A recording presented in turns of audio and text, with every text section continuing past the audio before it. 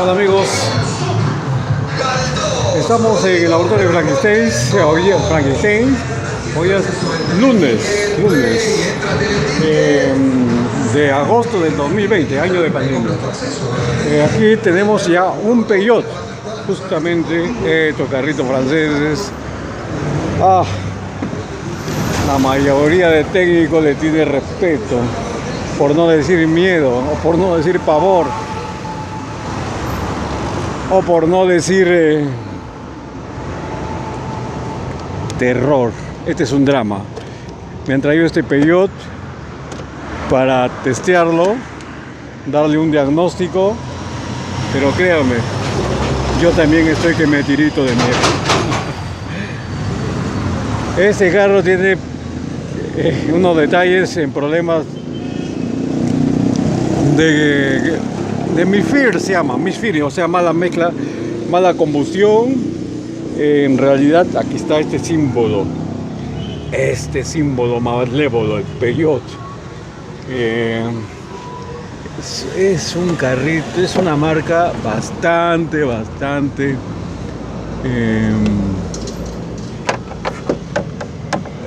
complicada. Ahora vamos a ver, tal vez así que estamos buscando. Está el fondo, mira. ¿Cómo es esto? Bueno, y aquí nos está haciendo perder tiempo. Acá está.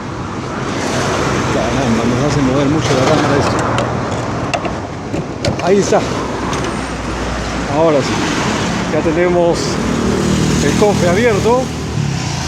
Y este es el Peugeot. Tiene una falla de mezcla, misfire se llama en América, donde mezcla. Vamos a ver. Este carrito aquí en Trujillo es utilizado, miren, aquí, para colectivo. Ya este carro ya lo han paseado por todos los talleres, pero acá ha venido justamente a la casa de Frankenstein. Vamos a darle un pequeño arranque. Tiene, a ver, ahí está, arrancando. Aparentemente está bien.